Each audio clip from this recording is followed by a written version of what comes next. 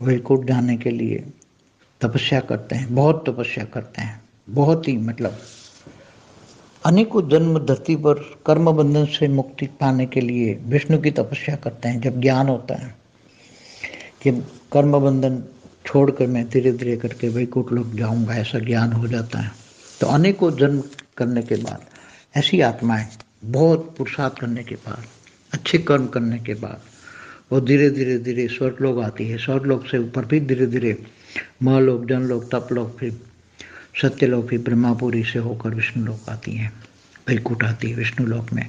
तो यहाँ बहुत सारी आत्माएं, यहाँ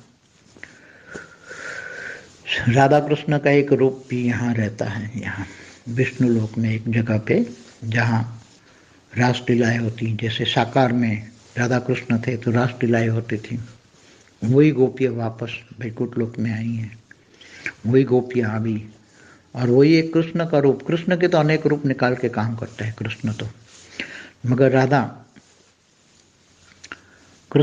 राधा भी अनेक रूप निकाल के काम कर सकती है, कोई ऐसी नहीं है, कोई उसमें भी ताकत बहुत होती है, क्योंकि ये लक्ष्मी का रूप है। राधा माना लक्ष्मी का रूप, और लक्ष्मी के भी कई अवतार होते हैं धरती पर। जैसे विष्णु के अवतार होते हैं, ऐसे लक्ष्मी के भी कई अवतार होते हैं। कई बार लक्ष्मी अपना एक सेल धरती पर भी डाल देती हैं, भले विष्णु का अवतार ना हो, मगर कोई स्पेशल काम करना हो तो लक्ष्मी भी अपना एक सेल डाल देती है। तो कई अवतार होते। तो यहाँ एक वैकुंठ लोक में बहुत बड़ा एक जगह है, क्योंकि विष्णुपुरी तो बहुत बड़ी है, ब्रह्मापुरी से भी डबल 3-4 गुनी बड़ी है। ब्रह्मापुरी से विष्णुपुरी बहुत बड़ी है। तो यहाँ विष्णुपुरी में धरती पर से आने वाली आत्माएं या अलग अलग लोक, नीचे के लोक से बहुत आत्माएं आती हैं जो विष्णु को मानती हैं, राधा कृष्ण को मानती हैं। वहाँ राधा कृष्ण का एक बहुत बड़ा गोला है, बहुत बड़ा गोला है, उसमें बहुत बड़ा जगह, बहुत बड़ा गोला है, उसमें राधा कृष्ण का निवास है और राधा कृष्ण वहाँ रहते हैं और वहाँ रासलीला निरंतर चलती रहती हैं। और बहुत सारी आत्माएं विष्णु लोक में रहती हैं। और जो फिर कई लोग अब विष्णु की तपस्या करके विष्णु लोक में रह के फिर चाहते हैं कि अब हम शिवपुरी जाएं, तो यहाँ ज़्यादा तपस्या करके शिवपुरी भी जाते हैं।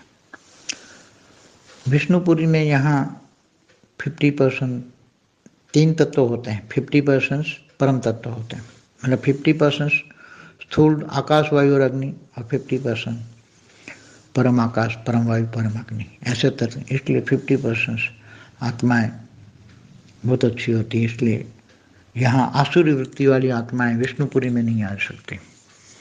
जरा भी एकदम मन साफ हो, 100%, जिनका मन साफ हो, विष्णु के लिए अपार प्यार हो, चाहे राम की पूजा करे, चाहे कृष्ण की पूजा करे, अब मगर उसका लक्ष्य विष्णु लोक आना है, वैकुंठ लाना है, तो ऐसी आत्माएं सतो प्रधान होने पर आत्माएं जब मतलब रजो भी बन जाए तो, क्योंकि विष्णु लोक रजो प्रधान है, पूरा विष्णुपुरी रजो प्रधान है। रजो माना आधा परम तत्व का, आधा 3 तत्व का। इसलिए विष्णुपुरी में काफ़ी आत्माएं रहती हैं। सुख यहाँ हल्का सा परम सुख होता है, इतना परम सुख नहीं होता, हल्का सा परम सुख का, हल्का सा परम सुख का अनुभव करती है। रासलीला जैसा सुख यहाँ होता है रासलीला का।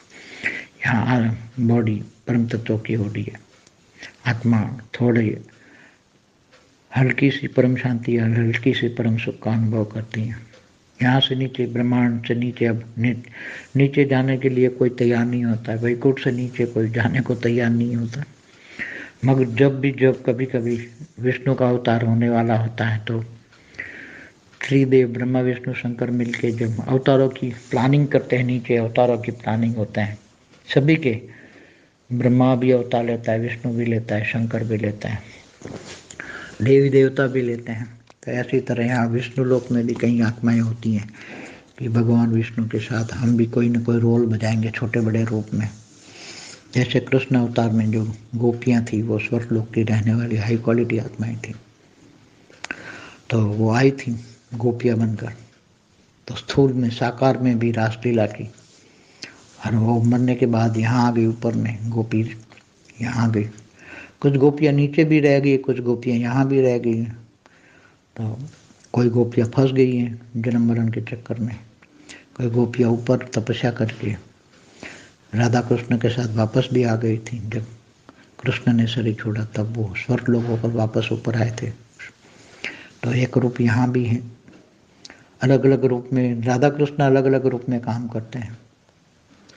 तो अभी कहाँ काम कर रहे हो, तो सभी जो ज्ञानी हैं बीके के होकर आते हैं, वो जब जानते हैं राधा कृष्ण कहाँ काम कर रहे हैं, थे साकार में आए थे फिर वापस सूक्ष्म में काम कर रहे हैं। परम शांति।